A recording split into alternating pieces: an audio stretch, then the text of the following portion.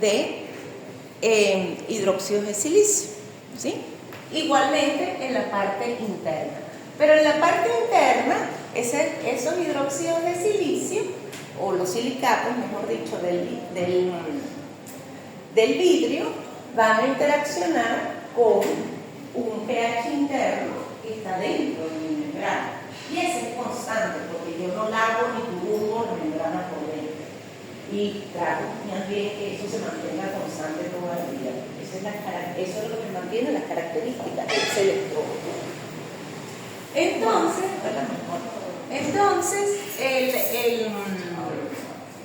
en la pared externa, esos silicatos van a interaccionar con otros protones, que son los que vienen de la muestra como tal.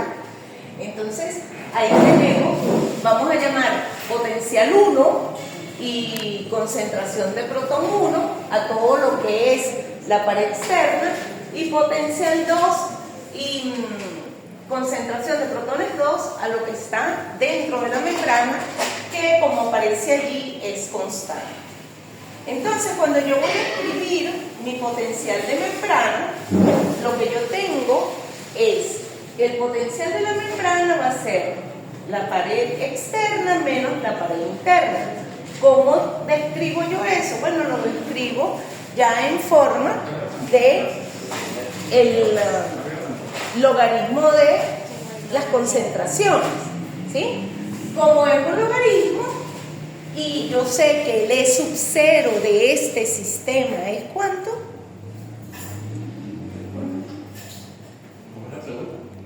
El E sub 0 de este sistema es 0, ¿verdad?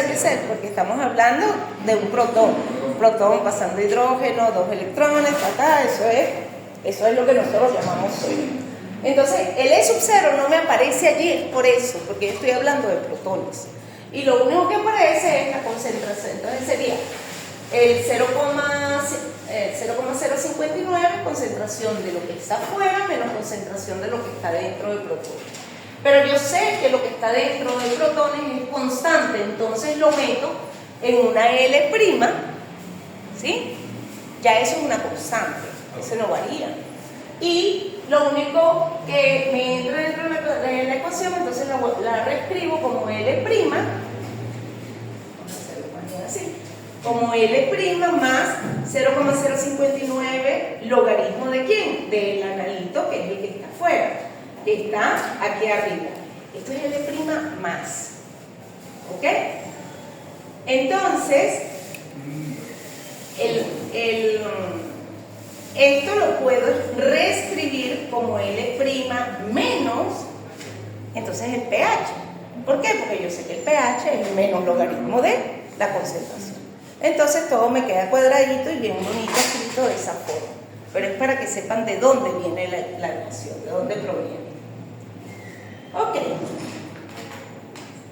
El potencial del indicador, porque recuerden que nosotros cada vez que vamos a medir una potenciometría directa tenemos el electrón indicador y el electrón de referencia, ¿sí?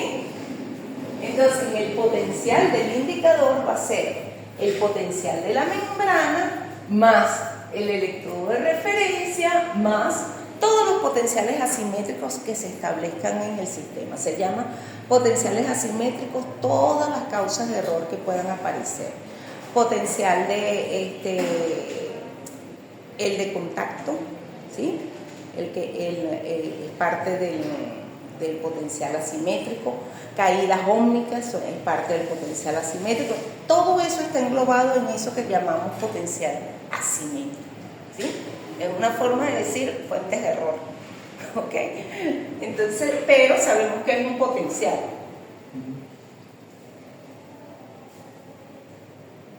Y el potencial medido, que es diferente al potencial M, que es el de la membrana, va a ser entonces mi potencial de la celda, que es el potencial del indicador, menos el potencial de referencia. Entonces tengo un referente interno y tengo un referente externo, ¿sí? Entonces, allí es en donde aparece mi famosa ecuación de cátodo menos ánodo, ¿ok? Y por eso es que en esta parte, cuando yo estoy hablando del potencial del indicador, ahí todas son sumatorias. Mientras que en esta parte, el de la celda, que es el potencial medido, va a ser el de cátodo menos ánodo. Cátodo siempre es el indicador y ánodo es el de referencia, pero es el de referencia externa. ¿Ok? Aquí es en donde siempre hay así como una, pero ¿qué referencia me está hablando? Es el de referencia externa. ¿Ok? Lo que pasa es que en los pHímetros todo eso está en un solo tubito, que es un lápiz. Entonces uno no ve nada y cree que es una sola cosa. ¿Sí? Ok. Entonces todo eso yo lo puedo reescribir como ahora otra L. Ya no es la L' original que había determinado para el potencial de membrana, sino que ahora hay una L constante grandota, que implica S, que es del L', más entonces el potencial de referencia más este potencial asimétrico. Como esos son constantes, esas son propiedades de ese electrodo, van en una L grandota. ¿Ok? Entonces, cuando nosotros lo vemos en los electrodos antiguos, yo tenía mi electrodo calomeliano aquí, mi electrodo de vidrio, que era el electrodo de la membrana, este es un electrodo de referencia, mi solución a la que le voy a medir el pH, ¿verdad? Y entonces yo decía que el electrodo de referencia 1, que es el electrodo calomeliano externo, que sería este de aquí, puente de separación, puente salino, con la disolución del analito que yo estoy viendo, y luego esto es lo que está en mi electrodo de vidrio, que sería el electrodo. ¡Ah, perdón! Yo estaba diciendo a ella, yo, bueno, Yo no sé. Ricardo, párate ahí para que tú. yo, bueno, yo no sé qué está haciendo. Sí. Déjame ver si encuentro una regla. Entonces, esto que aparece aquí, que es el electrodo estándar de Calomel, acostúmbrense a que cuando ustedes vean un SCE, eso es las siglas en inglés de un electrodo estándar de Calomel. Standard Calomel Electrode. Ese es este electrodo que está de este lado, el electrodo saturado calomeliano que está allí. ¿Sí? Entonces, eso está separado por un puente salino de mi disolución. ¿En dónde está el puente salino? Está adentro de ese sistema, de ese calomeliano, está el puente salino. ¿Ok? No lo veo como un puente salino de eso que dibujábamos anteriormente. Ok. Tengo esta parte que sería entonces la disolución, y tengo el electrodo de vidrio, que es el pipicito ese que está aquí de este lado. ¿Sí? Entonces, dime tú cómo lo voy a describir si no es así. Entonces, ese es el electrodo indicador. ¿Sí? Ese tiene su referencia interna. Entonces, ¿qué referencia interna tiene? Otro calomeliano, ¿ok? Que es el calomeliano también de plata. Acuérdense que yo puedo utilizar un calomeliano como indicador o lo puedo utilizar como referencia. En este caso, en ambos casos está como referencia externa y como referencia interna. ¿Ok? Entonces ya eso es toda una constante. Entonces, el electrodo indicador tiene mi potencial de membrana más el potencial del electrodo interno más el potencial de asimetría, que es el que me da todos los potenciales desconocidos. ¿Ok? ¿Está bien? Ahora sí lo pillan. Ok. Eso es todo cuando todo está bonito, sin ningún problema. ¿Sí? Pero esa no es nuestra realidad. Nuestra realidad siempre es otra. En donde yo digo, mi sistema va solamente a medir protones. Pero resulta que el sistema es sensible a otras cositas que puedan haber por ahí, ¿sí? Entonces, pueden medir si hay concentraciones altas de sodio o si hay concentraciones altas de calcio, puede que mida eso como si fuese un protón. Entonces, es lo que se llama el coeficiente de selectividad. El coeficiente de selectividad, como dice allí, se comprueba que es la respuesta de un electrodo selectivo, no es hacia una sola especie, sino que es hacia otros iones presentes, y esta circunstancia obliga a introducir un nuevo término en la ecuación de la respuesta del electrodo, que la vamos a llamar K chiquita, ¿ok? Entonces, esa K expresa la influencia de la especie M, un metal, un catión por ahí, pues digo catión porque en este caso es una membrana de protones, entonces va a ser sensible solamente a los cationes, no puede ser sensible a aniones, ¿sí? Entonces, sobre la respuesta del electrodo. Entonces, esa E medida, esa E de membrana va a ser una constante, que ya la sabemos que era la E de grandota que habíamos visto, más el 0,59 logaritmo de la concentración de protones, más, miren que la concentración de protones está entre paréntesis, ¿no? Dentro del logaritmo. Logaritmo, abro paréntesis, protones más todo lo demás que vea ese señor. ¿Sí? ¿Lo ven allí? Entonces, ¿qué es lo que yo quiero? Que ese K sea lo más pequeñito posible.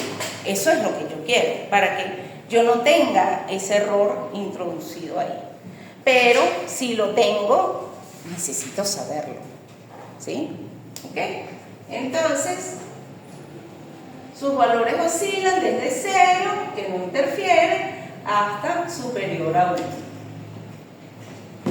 El ejemplo que siempre está a la mano es en los electrodos de vidrio de medios en donde se someten a medios fuertemente alcalinos, responden tanto a los protones como a los iones de sodio, y por eso se llama error alcalino. Quiere decir que cuando yo tengo un error alcalino, yo voy a ver un pH más pequeño, como si tuviera más concentración de protones de lo que realmente tengo. Entonces, ¿cómo es el error alcalino? ¿Por aumento o por deficiencia de protones? Esa es una primera clase. ¿Sí?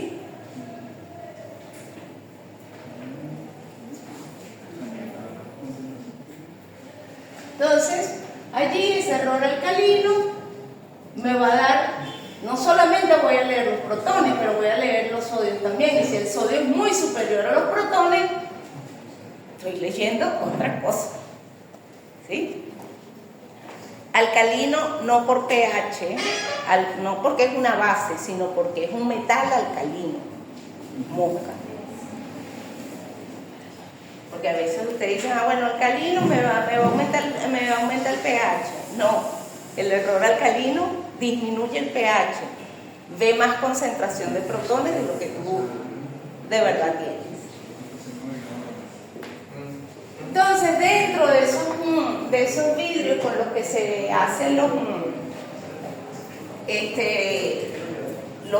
pHímetros, se incorpora óxido de aluminio, óxido de borato, para que no sean ni sensibles al litio, ni al sodio, ni al NH4+. Porque a pesar de que el NH4+, obviamente no es un alcalino, es una de esas moléculas chiquiticas que puede entrar y asemejarse igualito y hacer un error alcalino. ¿Ok? Esa es otra pregunta interesante. Aparte de los metales alcalinos, ¿quién puede generar error alcalino en un pHímetro? ¿Sí? Son cosas que se pueden preguntar.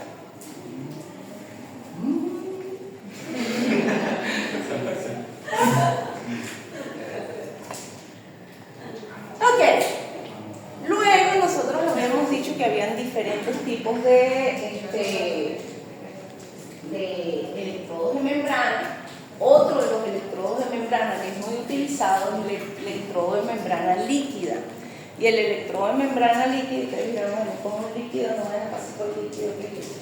Bueno, es como un gel que está en el punto de contacto, y la gel no es soluble en solución acuosa, por eso se llama de membrana líquida. Entonces, ese electrodo de membrana líquida, uno de los más utilizados, es para los iones calcio. ¿Por qué? Porque nosotros le medimos el calcio a toda broma. Así como medimos pH, medimos calcio. Necesitamos medir el calcio en las medicinas, necesitamos medir el calcio en todo lo que comemos, en todo ese tipo de comida sintética, hay que medir la concentración de calcio. Entonces, ese electrodo su forma es esta que está aquí, ¿no? Tiene un depósito de un intercambiador líquido, ¿sí? Que es como una resina de intercambio que tiene allí en ese depósito. Tiene el área sensible con una membranita porosa para que no salga ese intercambiador líquido, y tiene un electrodo de referencia interna y tiene de nuevo una disolución de referencia interna. Funciona prácticamente igual. ¿Ok? Es para que lo tengan como cultura general. Existen otro tipo de electrodos de membrana que también son muy importantes, por ejemplo, no todos son pH. Entonces, en nuestra potenciometría directa, que es la que hemos visto hasta ahora, pura potenciometría directa. Potenciometría directa es que yo introduzco un electrodo en una solución y leo el potencial. ¿Ok? Que como yo les dije en la clase pasada, tienen errores por todas partes, pero como es tan económico y tan eficiente usarlo, esos errores son prácticamente compensados por eso. ¿Ok? Entonces, es de amplio uso, y hoy en día con la tecnología se han tratado de disminuir esos errores, entonces es muchísimo más confiable que lo que podría haber sido hace 25 años. ¿Okay? Entonces, la potenciometría directa consiste en relacionar directamente el potencial de una celda observada con la concentración de un analito según mi ecuación de Nernst. Obviamente, cuando estamos hablando de este tipo de potencial, estamos hablando de potenciometría directa de iones, en donde no se están transfiriendo electrones, no son de primera especie, no es una potenciometría directa con electrodos de primera especie. Recuerda que hay electrodos de primera especie y electrodos de segunda especie. ¿Sí? Estos son de segunda especie, los calomelianos. Ok, entonces, no es un buen método, presume el comportamiento ideal de los electrodos, lo cual no existe. Electrodo indicador de respuesta fija y constante, lo cual se puede modificar en el tiempo sin ningún problema, y está siempre sometido a errores. Tanta vez me parece que están sometidos a tantos errores. Sí, pero es lo más utilizado. ¿Sí? ¿Por qué? Porque tú vas por el mundo, tienes esto metido en el bolsillo con su tapita, y en cualquier momento puedes medir, tienes cuál es el pH del sistema, y te da una relación indicativa de lo que tú necesitas. ¿Ok? ¿Cómo nosotros usamos esas ecuaciones? Bueno, las ecuaciones se sintetizan ahí. En el caso de los aniones, entonces la ecuación final es una K grandota, que sería la misma L grandota que hemos visto hasta ahora, más 0,059 dividido entre el número de electrones que son transferidos o que están involucrados en la reducción, ¿verdad?, por el PX. El PX es ¿quién? El menos logaritmo de ese anión. Entonces, cuando yo veo esa ecuación, en realidad el otro es el menos logaritmo, entonces me queda menos.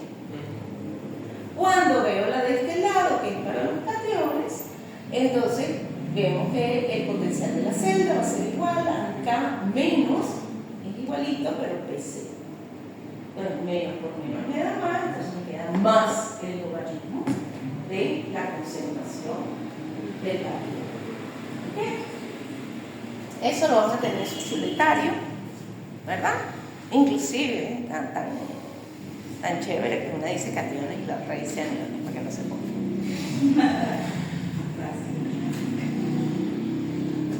Ok, ¿cuáles son las aplicaciones analíticas y cómo nosotros hacemos estas aplicaciones analíticas?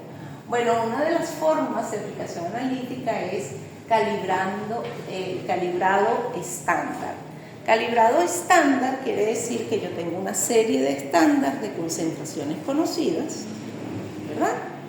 Bien definidas, y yo introduzco mi pHímetro o mi electrodo de membrana en cada uno de esos estándares y voy ploteando el logaritmo de la concentración versus el potencial que me da ese electrodo.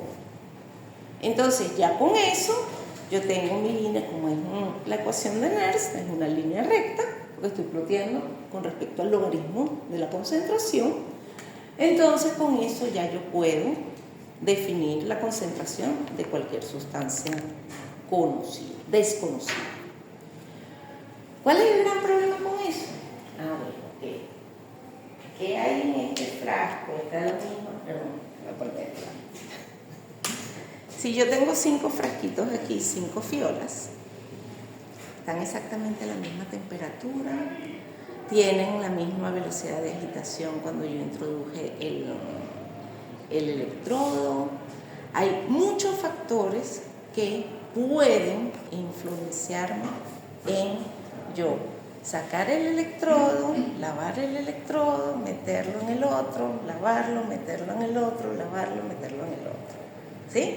Entonces, cada vez que nosotros hacemos calibrado con estándar, que es muy común hacerlo, ¿sí? No es que no sea común, es muy común hacerlo, es una forma menos precisa de trabajar que una adición de estándar.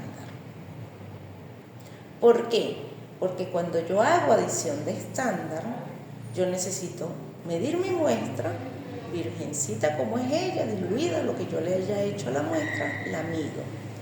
Y luego le agrego una alícuota del que yo conozco totalmente, de un estándar que yo conozco totalmente, y se la agrego y vuelvo a medir. Y veo la diferencia de potenciales entre ellos dos. Así, yo sé que la muestra tiene exactamente las mismas condiciones que el estándar, porque se lo agregué a la muestra. ¿Cuál es el gran inconveniente de eso? Que si yo tengo que conservar la muestra, la maté. Ya no la puedo usar para más nada, porque le agregué algo. Ya no es la muestra original. ¿Sí?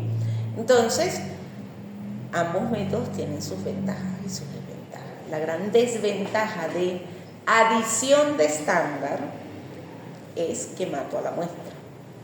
Ya, no la puedo usar para nada. La gran desventaja de calibrado con estándar o calibrado estándar es que no garantizo que las condiciones sean exactamente iguales a la de la muestra cuando mido.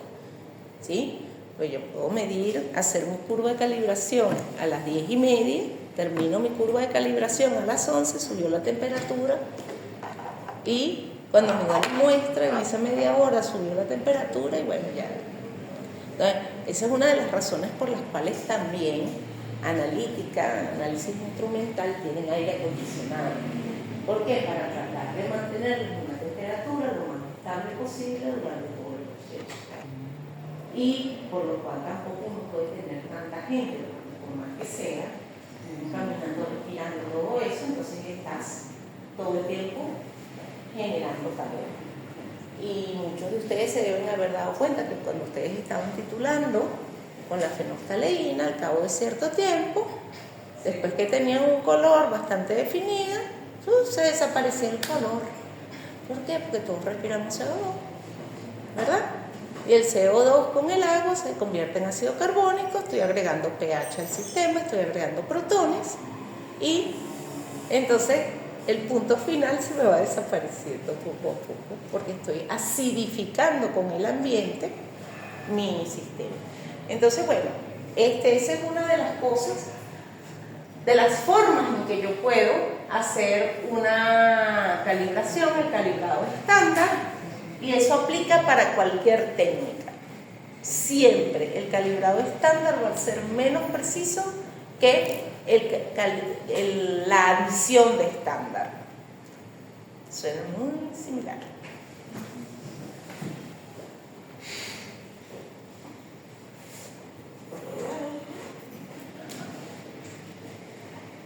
Entonces, la adición de estándar consiste en adicionar, ya se los dije, ya se los expliqué, pero para que lo tengan ahí.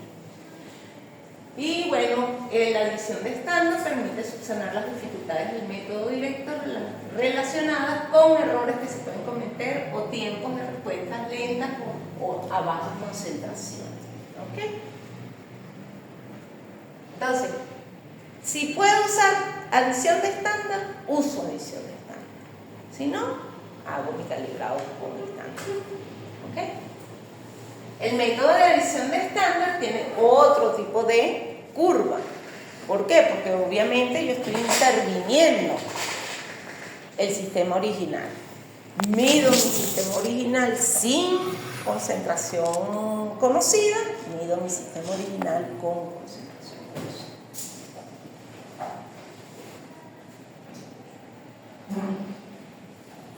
Entonces, nuestras grandes ventajas de los electrodos selectivos son una respuesta rápida, un ensayo no destructivo, posibilidad de diseños adaptables, no importa el color de la muestra, aquí no hay rollo si la muestra es opaca, si la muestra es oscura, no, para nada hay rollo, ¿sí?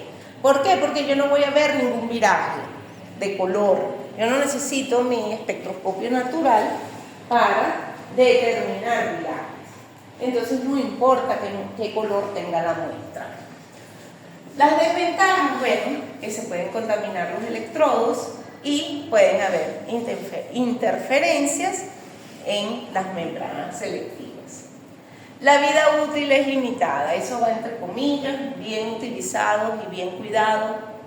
Un pHímetro puede durar 15 años en manos de ustedes, pasando por cualquier cantidad de chamos y sobreviven. ¿Ok? No vi el pHímetro que había en la IFE. Allá. No lo vi. A ver si lo Son porque son electrodos selectivos hacia esas especies. No lo veo en ningún pHímetro. ¿Ok? Sino que son electrodos selectivos. En el ambiente, para cianuro, fluoruro, sulfuro en efluentes y en aguas naturales, de nuevo con electrodos selectivos. En alimentos, nitratos, nitritos, en alimentos en base a carne, sobre todo todos los que son embutidos, determinación de cloruro, fluoruro en agua, bebidas, calcio en leche, potasio en jugos de fruta. Esos son ejemplos, ¿ok? Pero, así como hay esos ejemplos, hay muchísimos más. Luego llegamos a lo que se denomina potenciometría indirecta. Esta es la complicadita, esta es la engorrosa, tanto desde el punto de vista físico como desde el punto de vista de cálculos. Pero es la más precisa de todos los tipos de potenciometría. Hola. Entonces, esto también se denomina valoraciones potenciométricas o titulaciones potenciométricas. Que tú me preguntabas, se me preguntaba por qué no hacíamos la red. La red era eso, era una titulación potenciométrica. Y no la podemos hacer. Mentira. No hacemos la redox volumétrica, pero si hacemos la redox potenciométrica, porque esa no nos importa el permanganato. Ahí no hay ácido sulfúrico. esta sí la hacen ustedes en la práctica que se llama potenciometría. ¿Ok? Entonces, aquí tenemos que, ¿qué es lo que nosotros vamos a hacer? Nosotros vamos a agarrar una cuneta que tiene una base o un ácido, dependiendo, o cualquier titulante que yo esté usando. Puede ser cualquier cosa, puede ser serio, puede ser hierro, puede ser manganeso, puede muchísimos componentes en donde yo simple y llanamente titulo con ese estándar y voy viendo el cambio de potencial que se genera en mi muestra. ¿Sí? Y precisamente para eso es que está colocado el electrocalomeliano de referencia y mi electrodo indicador, que sería mi pH. Entonces, eso yo voy midiendo el cambio de potencial. Y para medir ese cambio de potencial, ¿qué hago con medirlo? Bueno, volumen versus potencial que se vaya generando. Y eso me va a dar ese tipo de curva en S que está allí. Como ustedes pueden ver, ese tipo de curva en S, que S en particular es bien vertical, pero hay unas en donde son S acostadas y dependiendo inclusive del número de electrones pueden ser más acostadas o menos acostadas. Entonces es imposible, con la primera curva, la curva cruda, de los datos crudos, es imposible determinar el punto de equivalencia. Y en potenciometría hablamos del punto de equivalencia. ¿Por qué? Porque ahí no debe haber ningún otro tipo de potencial. El cero va a ser mi punto de equivalencia. ¿Sí? Entonces, cuando yo tengo ese tipo de curva, yo agarro, le hago la primera derivada y me da un pico. Pero esa primera derivada con un pico, igualito, si el pico es medio chato, entonces va a tener un error que no sé cuál es el máximo de ese pico. Y cuando nosotros tenemos ese tipo de problemas en matemáticas, lo que hacemos es una segunda derivada, ¿sí? Para poder ubicar el eje, buscar dónde está el cero en el eje. Y entonces, después que nosotros hacemos la titulación, dibujamos la primera, agarramos nuestro Excel para hacer la primera derivada y luego hacerle la segunda derivada. Para poder tener una segunda derivada que suba, corte y vuelva a subir, necesito tener varios puntos antes del punto de equivalencia y varios puntos después del punto de equivalencia, porque si no tengo suficientes puntos de los dos lados de ese punto de equivalencia, me va a parecer que el truncado de repente no me corta el eje, sino me queda por el arriba y no puedo extrapolar ni puedo extrapolar. ¿Ok? Entonces siempre debo tomar varios puntos antes de que comience la parte vertical de la curva y varios puntos después.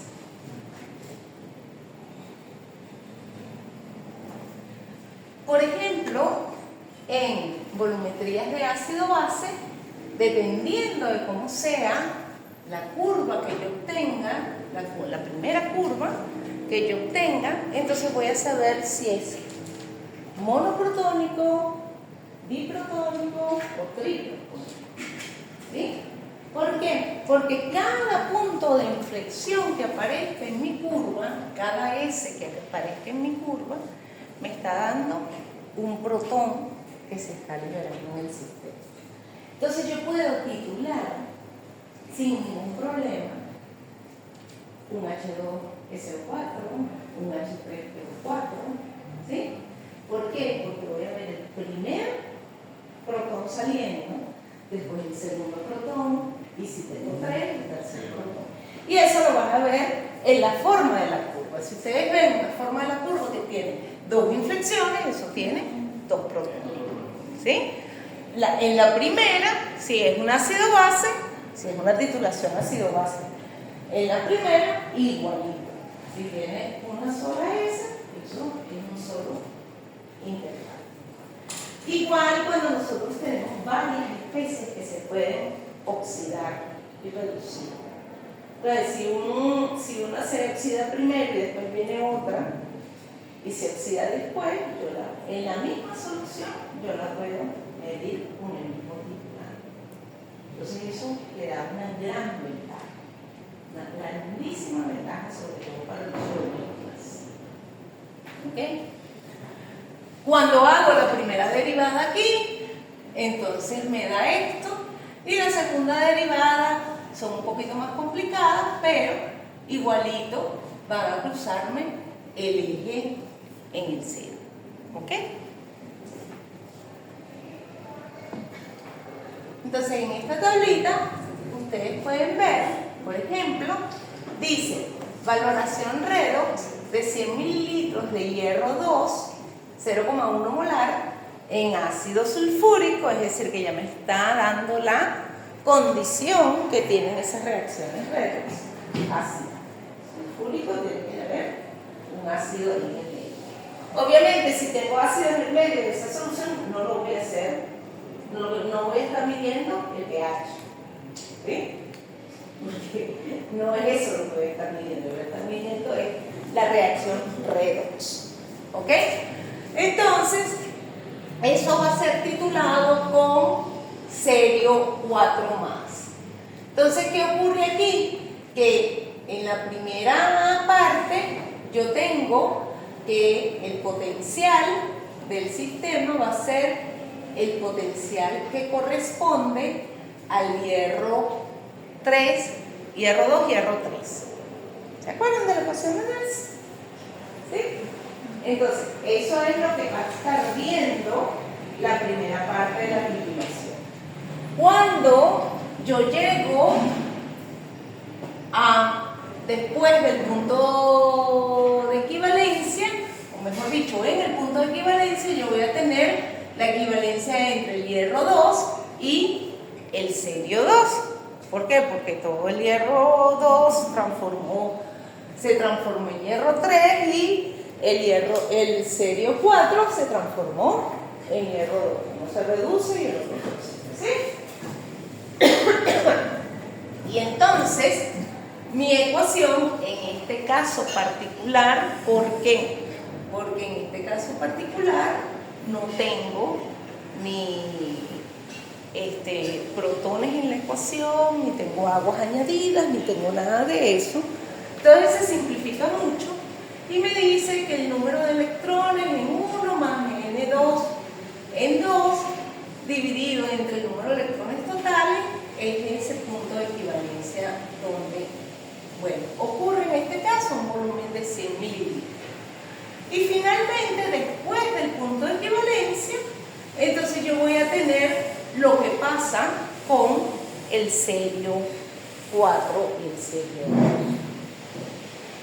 Esto es bien difícil de entender.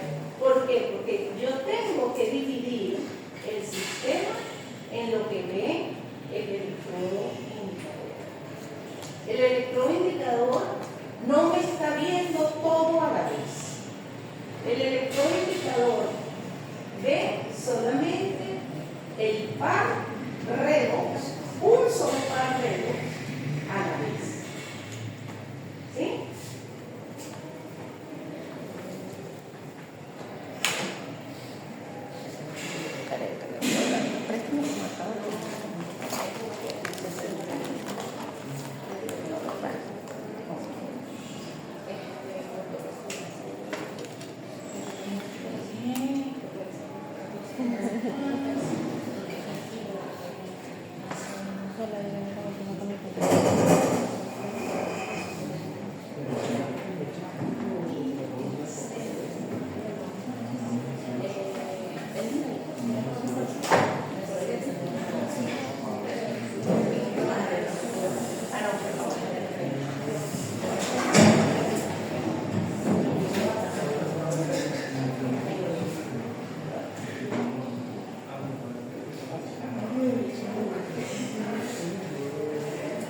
¿Cuál de las dos ecuaciones es la oxidación y cuál es la reducción?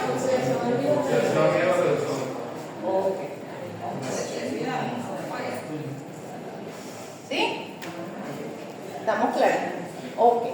Entonces, si nosotros vemos esto, me dice valoración de 100 mililitros de hierro 2 con tanto de serio. ¿Quién está en la bureta y quién está en el líquido? O en la fiebre.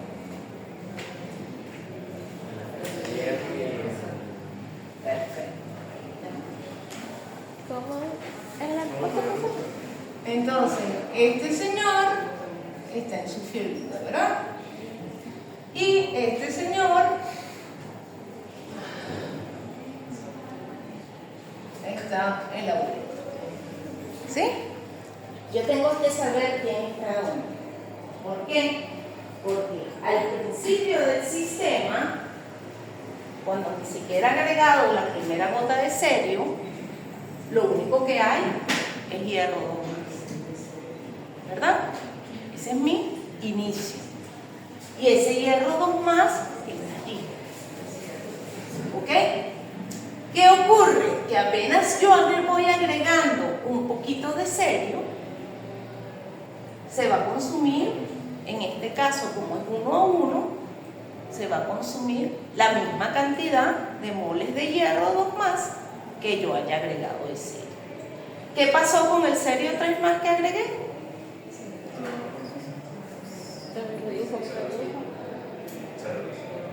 Se redujo. ¿Queda algo de cerio 3 más en el sistema? En la fiola no queda nada, ¿verdad? Está todo el cerio 3 más está arriba. Entonces, el indicador, el electroindicador, lo único que va a ver al principio es el hierro 2 más pasando a hierro 3 más. Eso es lo único que va a ver. ¿Por qué? Porque hay estas dos especies. ¿Ok? No puede ver estas dos porque en la fiola solamente hay esto y no quedó nada de esto. Y yo para establecer mi ecuación de Nernst tengo que tener el par. ¿Me ven? ¿Me siguen? Ok. Entonces, por eso es que antes del punto de equivalencia, yo escribo mi ecuación de Nernst de lo que ocurre con el par que está en la fiola. Y por eso es importantísimo definir desde el inicio quién está abajo en la fiola y quién está como titulante. Entonces, yo todo lo que está allí antes del punto de equivalencia se refiere a mi par hierro 2 a hierro 3. ¿Ok? Luego, en el punto de equivalencia, ¿cómo saco yo el punto de equivalencia de una titulación? Bueno, si yo sé cuánto tengo la molaridad de uno y sé cuál es la molaridad del titulante, en este caso además de 1 a 1, 1 de 1 igual a 2, ¿verdad? Entonces, se va a determinar que a los 100 mililitros de cerio es en donde yo llego al punto de equivalencia del sistema. ¿Qué ocurre en el punto de equivalencia? Que yo lo describo de una forma o lo describo de otra. ¿Por qué? Porque en el punto de equivalencia físicamente hay dos cosas que tienen que ver. Y entonces la ecuación se me... ¿Sí? ¿Por qué? Porque cuando yo llego al punto de equivalencia,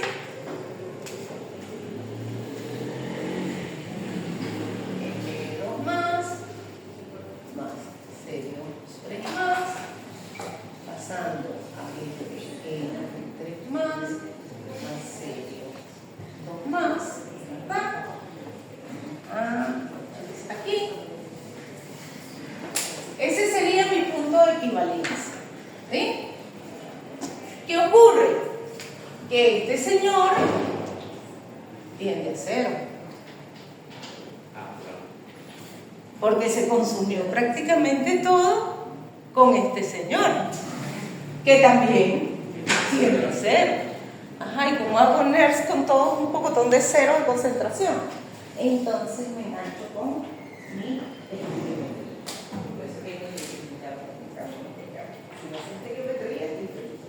¿Sí? Entonces, ¿qué hago? Me engancho a la estequiometría y digo, bueno,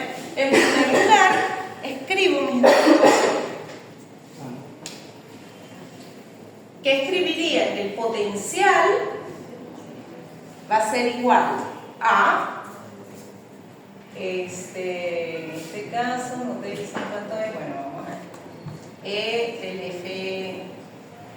F3 más pasando a F2 más. Siempre la redox, independientemente de lo que pase en el sistema, más o menos, NERSC.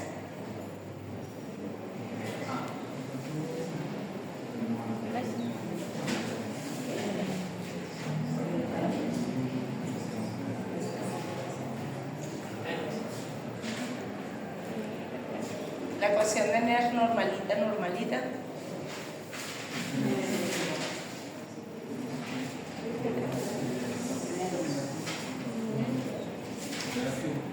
¿Ah? Negativo, ¿verdad? Menos 0,059 dividido entre ¿cuánto? Entre 1. Logaritmo de, ¿quién pongo arriba? ¿El producto de quién? Sería la concentración de F de hierro 3 y el de hierro del No. Aquí estoy definiendo el potencial en el punto de equivalencia. Lo puedo definir de dos formas. O viendo el potencial del hierro en ese momento, o viendo el potencial del serio en ese momento. ¿Por qué? Porque el punto de equivalencia lo que me dice es que el potencial de uno, el cátodo, va a ser igual al potencial del ánodo. ¿Verdad? Entonces puedo escribir el potencial de ecuivalencia como una ecuación o como la otra, pero no mezclada todavía. ¿Ok? Salud. Gracias. ¿Me entendieron? Como una ecuación o como la otra, pero no mezclada todavía. ¿Sí? Entonces, como estoy hablando del hierro, ¿qué voy a poner aquí arriba? La concentración de hierro. ¿Qué me dice NERSC?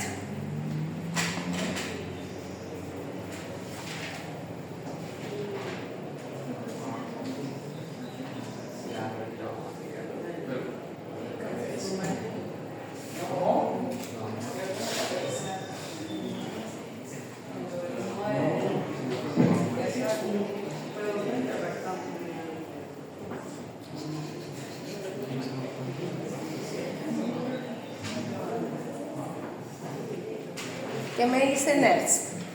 Cuando yo aplico la ecuación de NERSC, ¿cómo la debo escribir? ¿Cómo ocurre la reacción o cómo me está diciendo el potencial de reducción?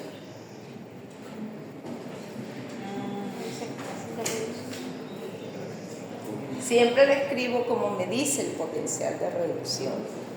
Es decir, si mi reducción es F3 pasando a F2, es decir, no me importa si el serio oxidó al hierro, el electrodo ve la reducción, el par de reducción. Entonces yo escribo NERSC como si fuera la reducción. ¿Ok? Entonces siempre va a ser la reducción. Y como a veces no estoy seguro, me devuelvo a esto. Okay. Recuérdense que aquí paso de la parte oxidada a la parte reducida, porque este potencial es el potencial estándar de reducción. ¿Sí? Entonces, este potencial estándar está descrito aquí, porque eso es lo que ve el electrodo. Él no sabe quién lo oxidó, quién lo redujo, no. Él ve el par de reducción. ¿Ok? Pero yo igualmente puedo escribir esto en función del serio, ¿verdad? Y yo puedo decir que en el punto de equivalencia, entonces el potencial del serio 4 más pasando a serio 3 más menos 0,059 entre ¿cuánto? 1 electrón logaritmo de serio ¿qué? De serio 4 Serio serie 3 más. Serio 3 más, la especie reducida arriba, dividido entre serio 4 más. Es oxidado. ¿Ah? Ok. Este es el oxidado, este es el reducido. ¿Sí? De hecho, eso es como, aquí está, al revés, perdón. Esto es, ya va, es serio 4. Debe ser el 4. Es serio 4 a serio 3 en la cuestión. Y aquí es serio 3, exacto. ¿Sí? Para ese electrón, eso uno es el electrón que habíamos hecho por balance. Es este electrón. Ah, ok. ¿Sí? Porque es cada semireacción que NERS está viendo. ¿Sí? Cada semireacción la ve NERS. Y la ve como si fuese una reducción. Él no sabe qué le pasó, cómo llegamos ahí. Él la ve como si fuese una reducción. ¿Sí? Entonces, yo puedo escribir el potencial de equivalencia como esto o como esto. Pero wow, tengo esto. Entonces, aquí hay un 0 y entonces aquí hay un 0. Me voy a volver loco. Ah, ¿qué ocurre? Que yo digo, me voy para mi estequiometría y digo, bueno, cada vez, bueno, eso no lo vamos a hacer todavía, llego y sumo estas dos ecuaciones. ¿Ok? Las sumo. Hago una suma algebraica de esas dos ecuaciones. Entonces, bueno, voy a sumar las dos ecuaciones aquí arriba.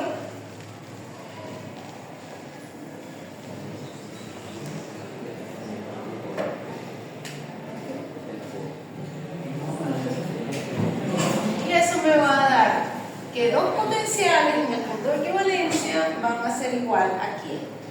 A E sub 0 del hierro 3 más, a hierro 2 más el E sub 0 de serio 3 más, 4 más, pasando a serio 3 más, menos 0,059 logaritmo de, voy a abrir paréntesis aquí, grandote, y digo que esto es logaritmo de FE 2 más dividido en FE 3 más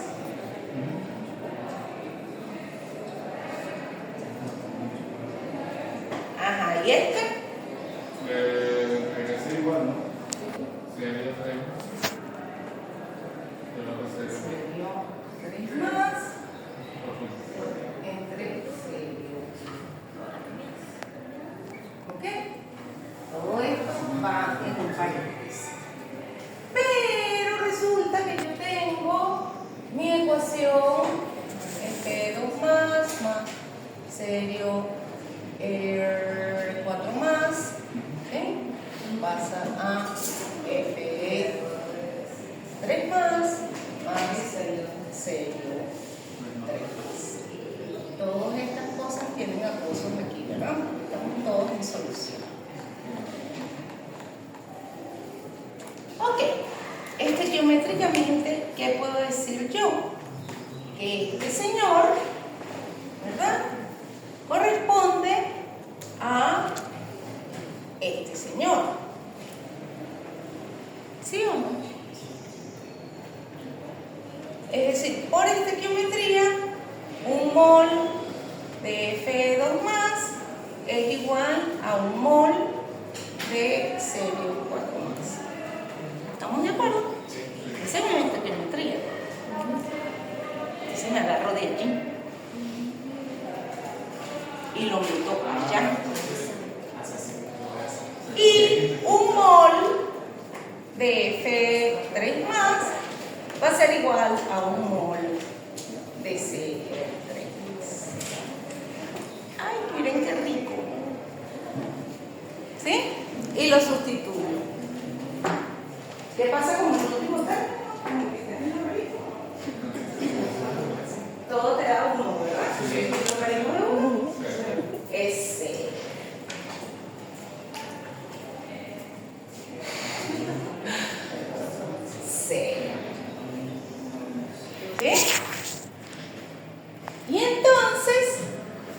sumé los dos potenciales, anda apareciendo, pero lo tengo que bajar para este lado. Y se cumple aquello. N1 de E1 a N2 de E2 dividido entre la sumatoria de los dos electrones que están ahí en el sistema. Pero es muy bonito verlo así sin saber dónde viene. Si ustedes no le dicen de dónde viene, jamás van a llegar ahí. ¿Sí? Entonces, cada vez que nosotros hagamos una titulación potenciométrica, la vamos a trabajar de esa manera. Lo que pasa antes de llegar al punto de equivalencia, lo que pasa en el punto de equivalencia y lo que pasa después. Todo combinación, porque todos son ecuaciones diferenciales. ¿Sí? Ese es el ejemplo más sencillo, obviamente. Un ejemplo didáctico para que entiendan lo que está pasando. Cuando tengo que añadir estequiometría, no necesariamente el logaritmo me va a dar igual a 1 y no necesariamente ese último término se me va a cancelar. Pero definitivamente voy a poder simplificar. ¿Okay? Y simplifico como yo quiera. Es decir, igualito hubiese podido simplificar así, ¿no? Y me daba igual. Simplifico como sea a mi conveniencia dentro de la matemática que estoy viendo. ¿Ok? Eso no tiene razón. Porque no estoy cometiendo ningún error. Siempre y cuando la ecuación esté balanceada. Es decir, está balanceada, está frita del inicio. ¿Sí? Ok. Como no sabes cuál es el Siempre te van a decir, por lo menos a ti siempre te van a decir, tantos mililitros de algo, el políglota, que es la que va en la bureta, se titula con lo que va en la fiola, tantos mililitros de algo, que es la alícuota, va en la fiola. Y lo que va en la bureta es el volumen variable. ¿Sí? Entonces, como tú estás titulando volumen versus potencial, el variable es el que va en la bureta. ¿Ves? El que está aquí variando es el que va en la bureta. El que tienes en la fiola es fijo, pero 100 mililitros que tú agregaste en esa fiola. Lo que te va a variar es lo que bajas en la bureta. Es una muy buena pregunta. Porque siempre tienes que determinar quién está dónde. ¿Ok? No necesariamente los ejemplos pueden ser lógicos. Hay veces que yo he visto ejemplos en donde el permanganate está abajo en la fiola en vez de estar en una bureta de ámbar, por ejemplo. O el yodo que debe estar en una bureta ámbar y está abajo agarrando oxígeno en la fiola. Pero también debe ser por la volatilidad, ¿no? No, porque hay son veces que fotosensibles. Son fotosensibles y se oxidan con la luz. Las longitudes de onda te desencadenan una autooxidación. ¿Ok? Ajá. Ok. Entonces, aquí en esta representación gráfica, que es la representación cruda, me aparece cada uno de los puntos de esa titulación que está en esa tabla. Pero así es como nosotros lo vamos a trabajar para llegar a esta conclusión que está en las fórmulas aplicadas. ¿Sí? Ese 0,06 es nuestro 0,5, no de redondeado horriblemente. ¿Sí? Nosotros nunca lo redondeamos a 0,06. Usamos el 0,5. ¿Ok? Pero bueno, eso depende del libro donde uno tome el ejemplo. ¿Alguna duda ahí?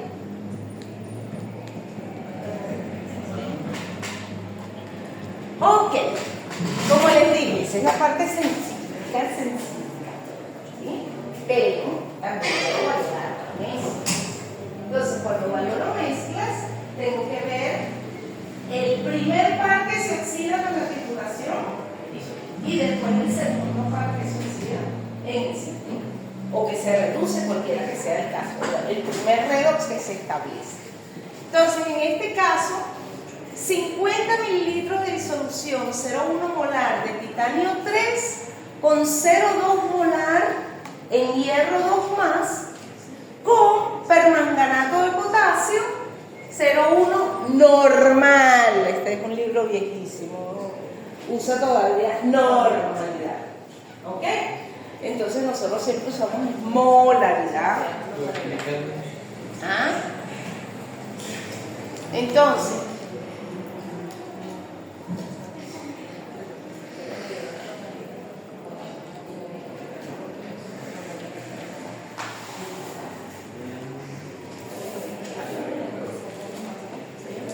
aquí tenemos, ¿qué tenemos en la fiola?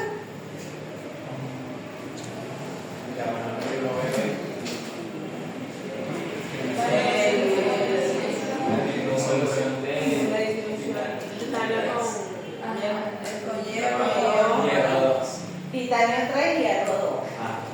Es una mezcla. ¿Okay? En 50 mililitros hay titanio 3 y hierro 2. No me están diciendo que es equivalente, que es estimular, no me están diciendo nada de eso. ¿Ok? No puedo suponer más nada. Solamente sé que es una mezcla. ¿Ok? Y que la voy a titular con permanganato de potasio. Entonces, lo primero que yo hago cuando yo tengo mezcla es determinar quién es el que se va a reducir, oxidar primero. Es decir, aquí quién sufre la redox primero. ¿Y cómo sé yo quién sufre la redox primero?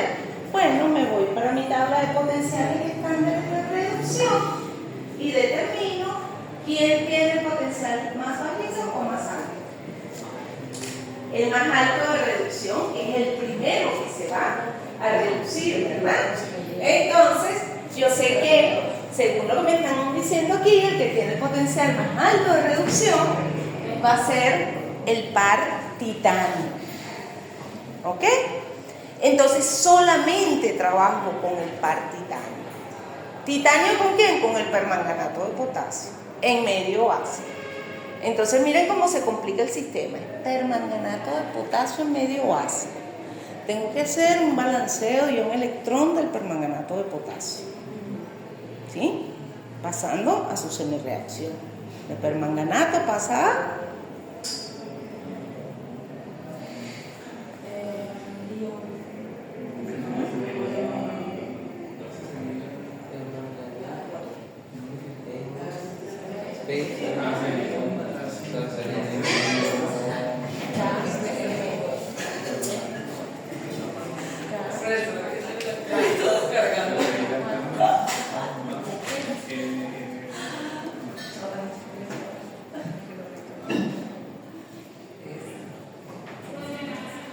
¿quién pasa? ¿Cuál es la especie?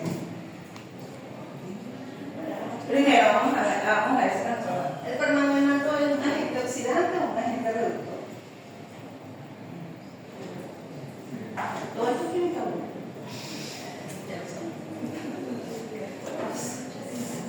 Creo que es un agente reductor.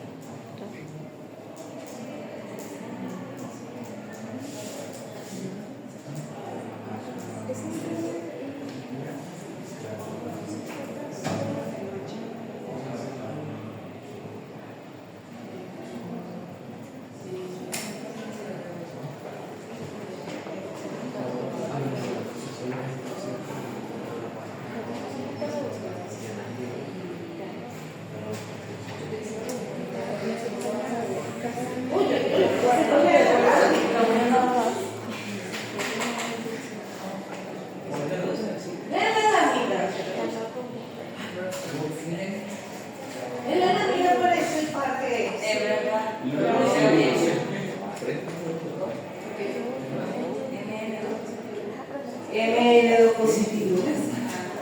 Así de bien.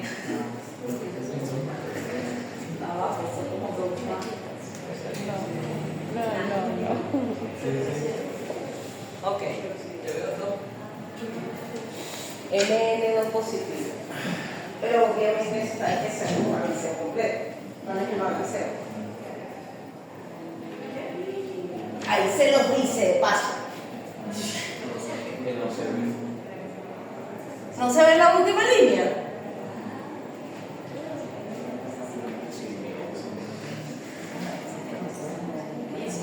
También hay que pegar la iluminación. Ajá. Gracias, profe. Me expliqué. Sí. Bueno, esto de aquí para acá ustedes tienen que calcularlo. Bueno, van a tener la tabla para poderlo saber, pero ya veo que ni siquiera la tabla lo que saben sacar.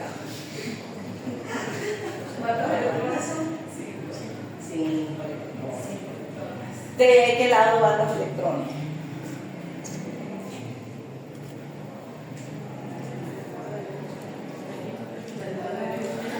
De nuevo, única uno. El permanganato es un oxidante o un reductor. ¿Por qué dice que es un oxidante? Está tomando electrones, ¿verdad? Chévere, química 1, qué maravilla. Si está tomando electrones, el C reduce. Y por eso está esta flechita de aquí a aquí, para que sacaran aquí. X de MN, ¿cuál es? Más 4 veces, menos 2, se va a quedar igual a menos 1. Se reduce. Entonces es 7 más, si aquí está como 7 más, y aquí está como 2 más, Se reduce. ganó 2 más, 5 más, 5 menos, perdón. ¿Sí? Ganó el factor. Eso lo tenés que hacer así. Cédula de identidad de galleta peor.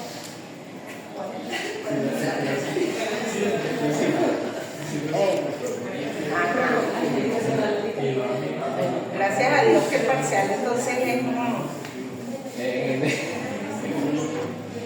enero, febrero, cuando sea.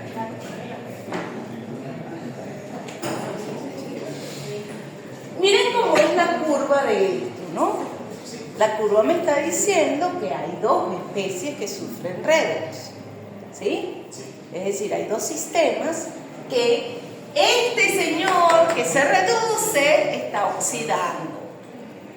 Entonces, si él es un oxidante, ¿quién se oxida más rápido? En este caso se oxida el titanio. Entonces, ¿quién tiene el potencial de reducción más grande?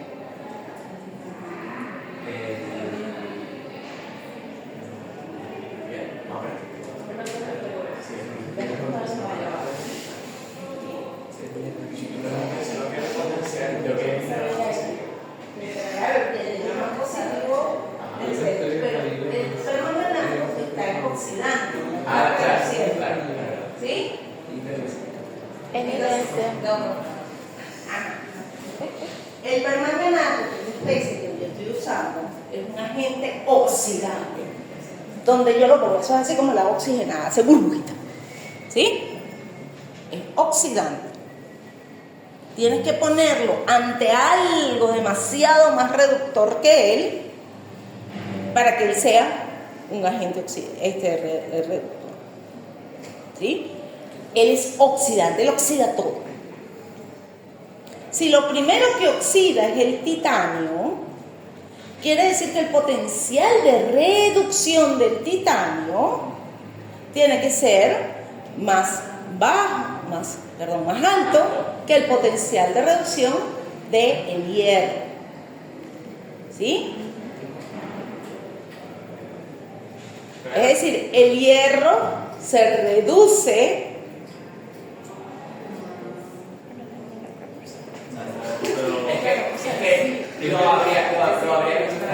El titanio 3, claro, pero es que tú lo puedes sacar de aquí.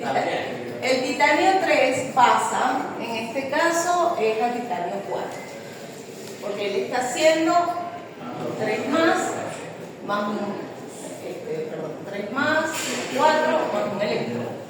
Él se oxida primero. Si algo se oxida primero, quiere decir que su reducción es más difícil. Si la reducción es más difícil, quiere decir que el potencial de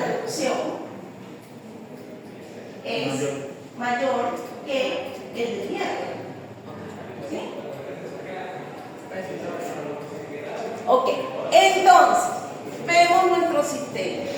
Esto no está balanceado. ¿Qué me falta aquí?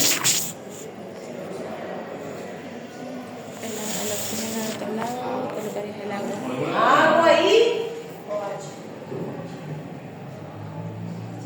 De ese lado tener ese ¿Cuántas aguas? 4. Y entonces, ¿cuántos protones? Porque nadie me dijo ahí, sino pH 0.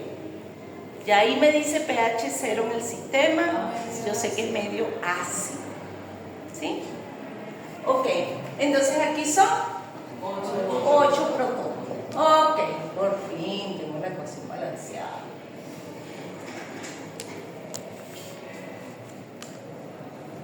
Ok. Entonces, tengo eso allí. Tengo mi titanio 4 pasando, mi titanio 3 pasando a titanio 4, que es lo primero que ocurre. Entonces, ¿qué va a ver NERSC? Lo primero que ve la fiola NERSC, ¿qué es? El par titanio a medida que voy agregando permanganato. Porque cuando solamente no ha agregado nada de permanganato, no se ha generado ningún titanio 4, porque no hay ningún oxidante para generar titanio 4. ¿Ok? Entonces, lo que hay es titanio 3 y hierro 2, ¿no? Es lo que ellos me dicen. ¿Es suficiente el hierro 2 para oxidar el titanio? No, porque si no, entonces hubiesen los pares ahí completos. ¿Ok? Entonces, tú tienes en esta parte, en la primera adición, 5 mililitros. Ya comienzas a agregar 5 mililitros de permanganato.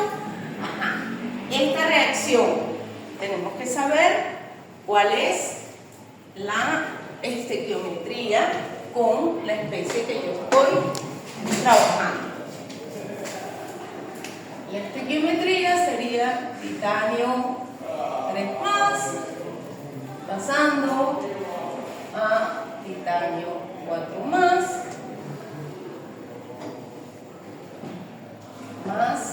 un electrón.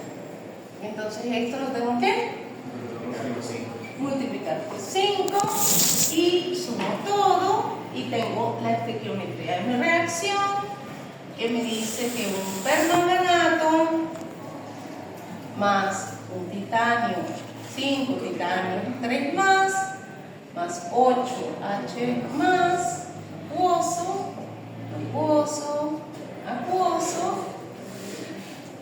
va a darme un manganeso 2 más 5 titanios 4 más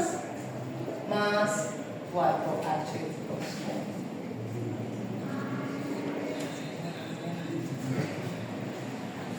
¿Sí?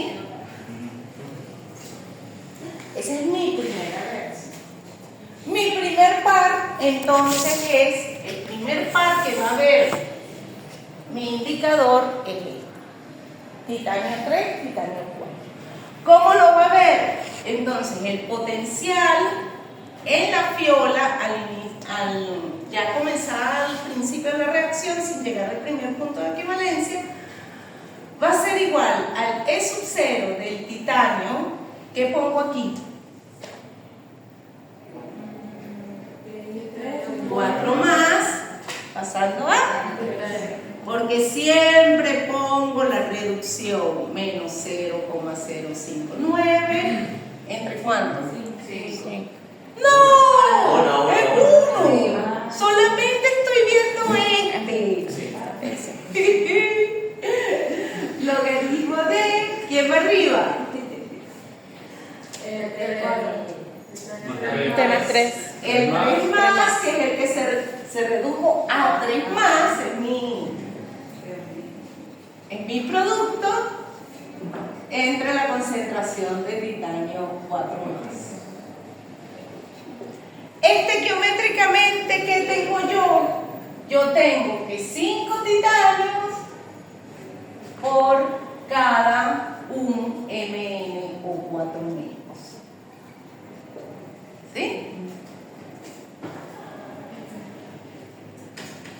Entonces, si yo quiero despejar esto, ¿qué voy a tener? Que un titanio 3 más es igual a Ah, ok, no multiplicado por 5 dividido entre 5.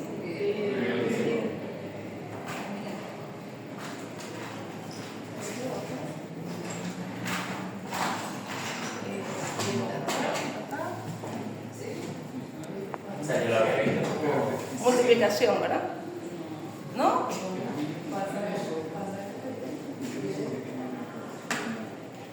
Si yo multiplico esto por la concentración que yo tenga en medio 4, No, es 5 por. es igual a Un titanio 3 más es igual a 5 Sí, sí. mn o 4 menos. ¿Sí?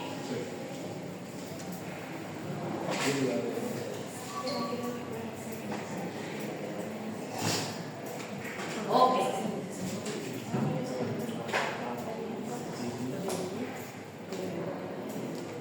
Igualito para el otro, ¿verdad? Para el titanio 4 más. Se sigue esto. Ok. Llego a la ecuación en donde todo el titanio se consumió, es decir, el primer punto de equivalencia, que según esta relación ocurre a los 25 mililitros de adición de permanganato.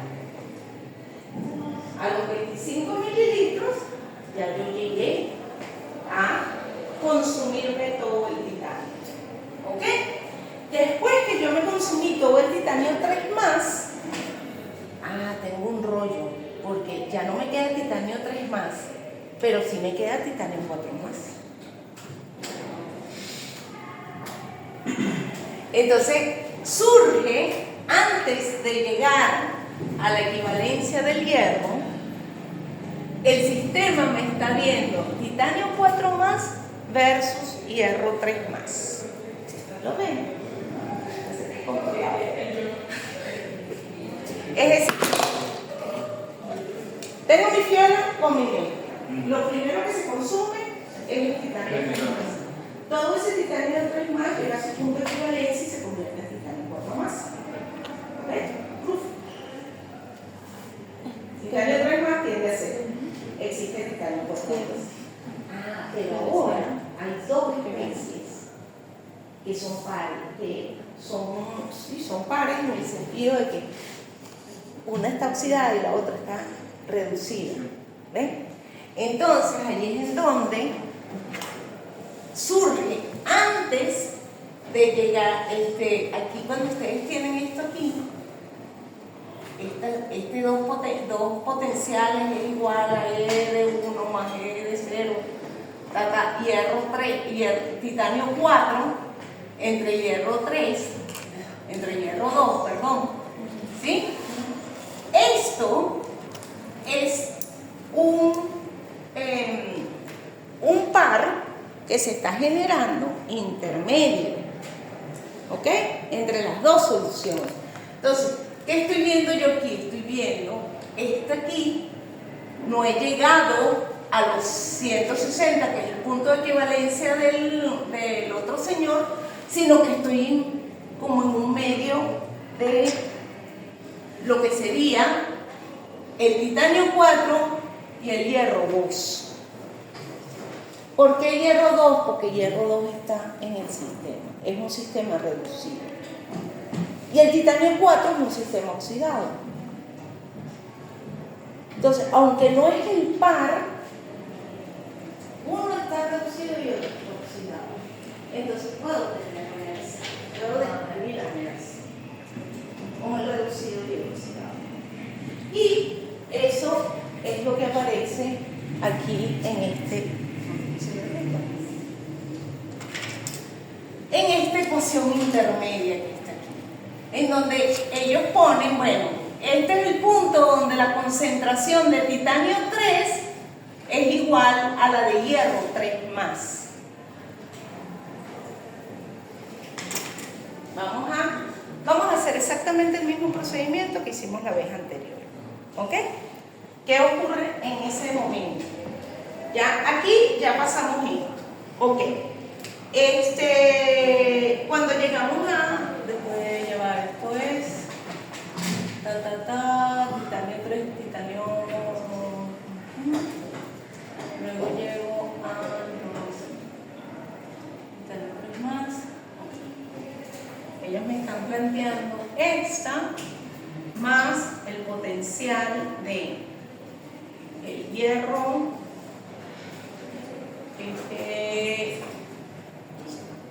3 más pasando, hierro sub 0, 3 más pasando a 2 más, menos 0,059 entre 2, logaritmo de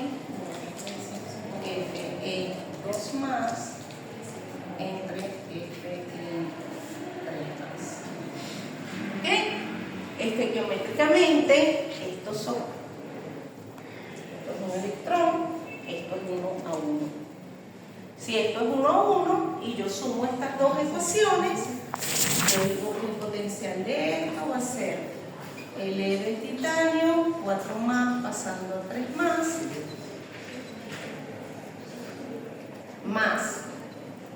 L sub 0 del F3 más pasando a F2 más,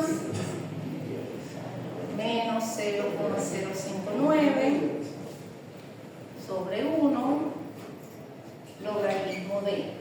¿Quién me queda en todo esto? El logaritmo que me queda en todo esto es solamente el hierro 2 más que yo tengo en el sistema entre el titanio 4 más que yo tengo en el sistema. Yo sé cuánto titanio 4 más tengo, porque tengo la estequiometría de permanganato. ¿Lo ven? Yo sé que es complicado. Titulé con permanganato. Eso me da cuánto se generó de titanio 4 más. ¿Ok? Ya ahí tengo, se consumió todo lo que había de titanio 3 más, se convirtió en titanio 4 más. Pero resulta que ahora el hierro sí tiene capacidad de reducir al bendito titanio. ¿Sí? De oxidar, perdón, porque es el hierro 2 más, que está abajo. De oxidar ese titanio 4 que se generó. Entonces por eso tengo que establecer ahora esta sumatoria. ¿Sí? Y hago exactamente lo mismo que hice en la sencillita de la primera vez. Y establezco esto. Pero establezco esto con mi realidad. Ya no tengo que hacer artificios estequiométricos. ¿Por qué? Porque yo sé qué concentración de titanio 4 más había originalmente y yo sé cuánto había de esto originalmente. ¿Puede que se consuma todo? No. Solamente va a consumir un poquito del hierro 2 más, va a consumirse. No todo el hierro 2 más se va a consumir. ¿Ok? Entonces por eso lo establezco así, por eso es que aparece allí esta ecuación intermedia de la equivalencia del hierro 3 más con el titanio 3 más. ¿Sí? ¿Lo ven? Aquí no cancelo los otros dos. ¿Por qué? Porque yo sé que tengo ahí de eso originalmente. Y de esto yo sé exactamente cuánto se produjo. Entonces aquí yo no puedo decir que todo lo que está dentro de ese logaritmo es 0. Solamente puedo decir que se cancela el titanio 3 más con el hierro 3 más. Este es el que se me está cancelando. Este y este son iguales, es 1. Pero la concentración de este es la original menos lo que se consumió con este. Y esta concentración yo la sé ¿Por qué? Porque fue lo que se consumió de permanganato en la primera parte. ¿Ven? Entonces ya con este intermedio yo determino cuánto tenía de titanio en esa solución de 50 mililitros originalmente y cuánto me queda, o mejor dicho, cuánto se consumió del hierro 2 más. ¿Sí?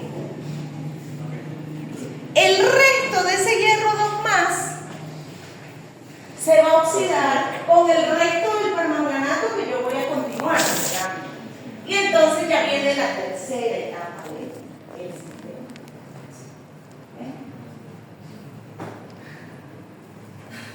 Se complica.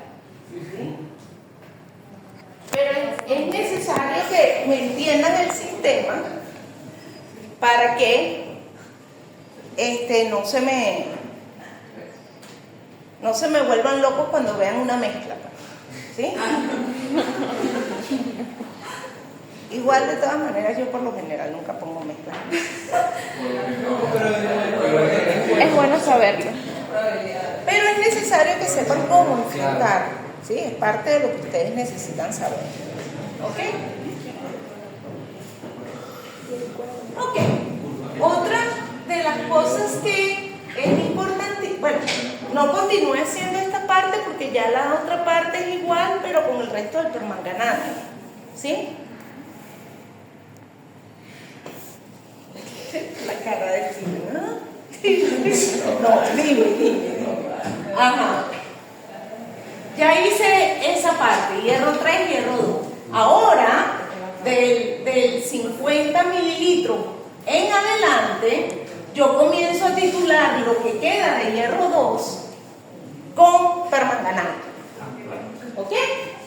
Ya todo este hierro 3 se consumió, todo esto ya está muerto. Entonces, tengo que titular el hierro 2 con el permanganato, lo que queda del hierro 2 con el permanganato. ¿Sí? Entonces, ahora, ¿qué me establezco? Me establezco antes en el punto y después. ¿Sí? Aquí este fue el antes, este es en el punto y después viene la otra, es el principio de la otra reacción, que sería el antes de la última reacción, porque es concatenada. ¿Ok? Entonces no es simultánea, sino que va pasando de uno en uno. Entonces, cuando yo comienzo, ya yo me consumí todo mi titanio, entonces voy a comenzar a tener hierro 2, hierro 3 y comienzo a titular con el permanganato el resto del hierro 2 que queda en la solución. Entonces lo que aparece aquí es permanganato, ¿verdad? El sistema de permanganato en el punto de equivalencia con el permanganato. Obviamente N1 es el del hierro y N2 es el 5 del permanganato. ¿Sí? Lo que pasa es que ahí está en fórmula solamente. Luego del punto de equivalencia sigo titulando, pues necesito el resto de la curva, un poquito más, no es que voy a titular 100 mililitros más, sino un poquitico más hasta que se estabilice esa curva y comienzo a titular esta parte, que es permanganato, manganeso 2 más. ¿Ok? Entonces, claro, ellos ahí voltearon la reacción y por eso es que tuvieron que voltear el signo. Ahora, pregúntame por qué no aparecen mis protones ahí. ¿Por qué no aparecen los protones ahí? Porque si yo establezco la ecuación de Nernst del permanganato, el E del MnO4 menos hacia Mn2 más, esto es menos 0,059 entre 5, logaritmo de Mn2 más entre Mn/4 menos por H más por H más. ¿Por qué no aparece el pH,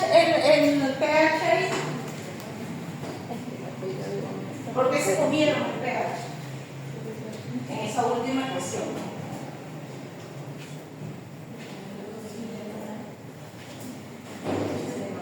A ustedes los afectó la GIFI.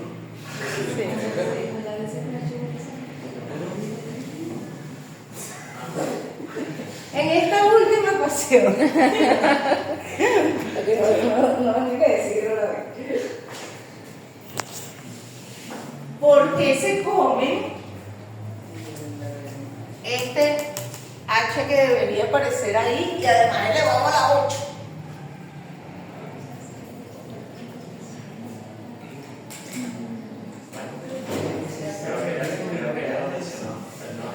Dicen que si se hace separación y me dicen que el pH es igual a 0. Ajá, muy bien, llegaste ahí sin ningún problema. Allá me dicen que el pH es igual a 0. Si el pH es igual a 0, el menos logaritmo es igual a. Se hace pH.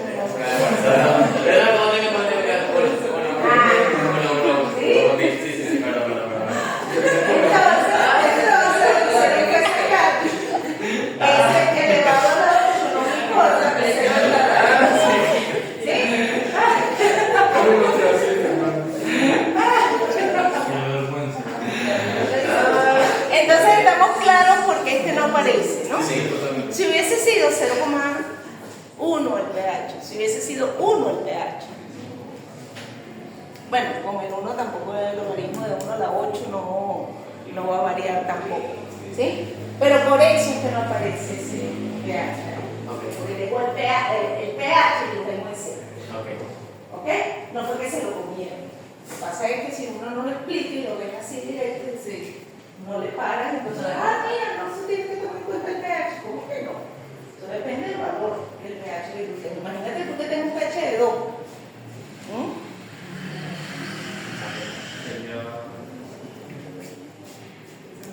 Sería 0,1 a la 8. Entonces imagínate lo gigantesco que me da esto. ¿Sí? Pero no es el caso. ¿Ok? Por eso es que me lo vuelvo. ¿Está bien? Sí. ¿Ahora sí? Ok. Entonces, ¿qué tengo aquí? Tengo diferentes curvas de valoración y como las curvas de valoración potenciométrica van a estar influenciadas por las diferencias que hay entre los potenciales de quien se esté reduciendo y quien se esté oxidando y el número de electrones que se estén transfiriendo en el sistema. Entonces eso es lo que uno ve aquí, ¿ves? Por ejemplo, en este sistema, cuando tú ves este sistema, es bien vertical la curva. Mira dónde está el dicromato. ¿Cuántos electrones pasa el dicromato?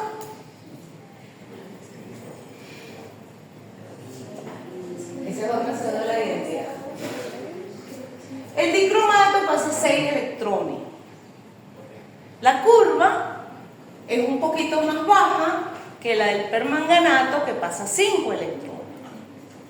El cerio pasa un solo electrón. Entonces la curva es la más esbelta de todos. ¿Sí? Y aquí lo ven con diferencias de potencial.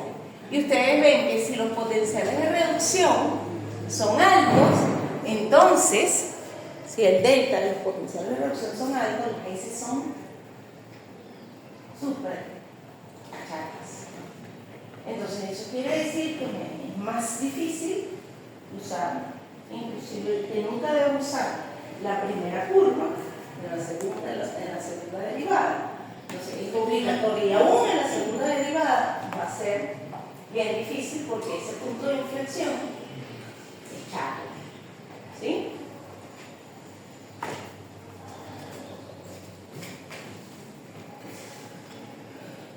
Ok, entonces los cambios de titulación de sistemas, las curvas de titulación en sistemas redox, lo que me dan son los cambios de potencial que se producen por la variación de las actividades de las especies que reaccionan en una oxidorreducción y se pueden registrar para construir una curva de titulación.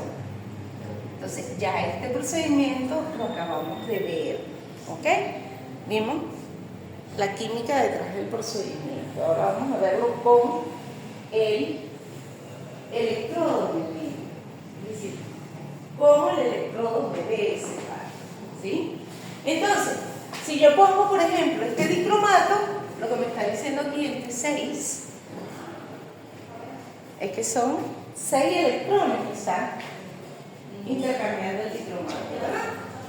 En realidad, cuando ustedes sacan la cuenta, cada cromo que está allá pasa de 6 positivos a 3 positivos, pero como son 2 cromos, en total son 6 electrones, ¿verdad? Entonces yo tengo aquí mis 6 electrones que están aquí porque yo sé que el hierro 3, el hierro 2, el hierro 3 es un solo electrón. Entonces ahí salen 6 electrones. Ese es mi redox con balanceo y un electrón. Tiene que estar correcto. Luego, cuando yo veo mi semireacción del dicromato a cromo 3+, tiene su potencial de reducción, ¿verdad? Y veo, en el caso, cuando hago la primera reacción, la primera parte de la reacción, suponiendo que en mi fiola está el hierro 2+, entonces, ¿qué es lo que ve el electrodo calomeliano? Él lo que ve es el hierro 3+ y el hierro 2+. El hierro 2+ original que estaba en la fiola y el 3+ que se está produciendo porque el dicromato también es un fuerte oxidante, ¿sí? El dicromato se reduce, pero oxida fuertemente a la mayoría de los compuestos que nosotros usamos. Entonces, esto es con respecto a mi calomeliano para la primera etapa de la reacción. Cuando ya pasé después el punto final, entonces ya se consumió todo el hierro 2+. Esto tendió a cero, ya no puedo seguir utilizando la ecuación del hierro 2+. Entonces ahora mi electrodo, el mismo electrodo, no es que vas a cambiar de electrodo, ahora ve ¿qué? Ve el par que se está generando, que es la reducción del dicromato, ¿sí? Entonces uno establece la ecuación de lo que ve el electrodo, que es muy diferente a las ecuaciones químicas de la reacción redox. ¿Sí? Parece un trabalengua. Sí. Es decir, ocurre la reacción redox. El electrodo no sabe que está ocurriendo una reacción redox. Él lo único que ve es que hay las dos especies, una oxidada y otra reducida. Y entonces él interactúa con esas dos especies. Y me dice, mira, este es el voltaje de esas dos especies. Yo tengo mi propio voltaje y me varió de tal forma porque estoy viendo esto. ¿Sí? Entonces eso es lo que tú escribes desde el punto de vista químico, se escribe de esa forma. La ecuación con el electrodo, no la redox que está sucediendo.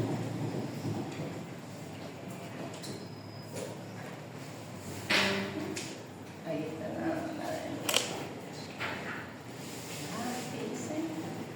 ok. ¿Cómo vamos de tiempo? Ay, que no gritaron antes. No, son 5 partes. Ok, vamos a dejar esta parte para la próxima clase. Nos queda poquito.